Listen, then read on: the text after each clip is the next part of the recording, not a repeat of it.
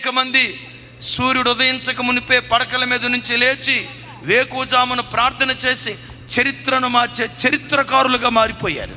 దైవజనుడైన మోషే వేకువజామున లేచి ప్రార్థించేవాడు. 430 సంవత్సరాల ఇశ్రాయేలీయుల చరిత్రలో ఏ ఇశ్రాయేలుడు చేయలేని ఒక సాహసోపేతమైన కార్యం మోషే చేయటానికి కారణం ఏంటో తెలుసా? వేకువజాము ప్రార్థన. వారసత్వంగా పొందుకున్నాడు మోషే దగ్గర నుంచి నాయకత్వం. యెహోషువ కృప ఏంటో తెలుసా? తన గురువు గారు లాగే వేకువనే లేచి ప్రార్థించేవాడు. ఎంత కృప పొందుకున్నాడంటే మోషే చేసిన పరిచర్య కంటే రెట్టింపు మహిమ కలిగిన పరిచర్య చేశాడు. మోషే నాయకత్వం కనాను దాకే తీసుకొచ్చింది. యెహోషువ నాయకత్వం కనానులోనికి తీసుకొని వచ్చింది. ఆ వంశ పరంపరలో పుట్టినవాడే దావీదు. వేకువజాం ప్రార్థన అంటంతో దావీదు ఎలా ప్రార్థన చేసేవాడు తెలుసా? తూతూ మంత్రంగా ప్రార్థన చేసేవాడు కాదు. ప్రతిరోజు అరుణోదయ దినాన్ని లేచి ప్రార్థించేటప్పుడు